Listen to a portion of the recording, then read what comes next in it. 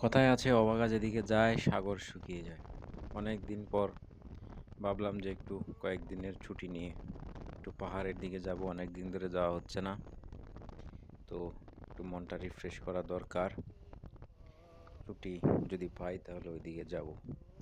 এই দুদিন ধরে শুনলাম যে খাগড়াছড়িতে বিভিন্ন গ্যাঞ্জাম শুরু হয়ে গেছে, জানি না সেটা বান্দরবন, রাঙামাটি, অন্যান্য অঞ্চলে ছড়িয়ে পড়ে কিনা। তো এই হচ্ছে আশঙ্কা। আমি জানি না এই পাহাড়ের গ্যাঞ্জামে এই ছোটোবেলা থেকে শুনতেছি, এগুলো কেন শেষ হয় না।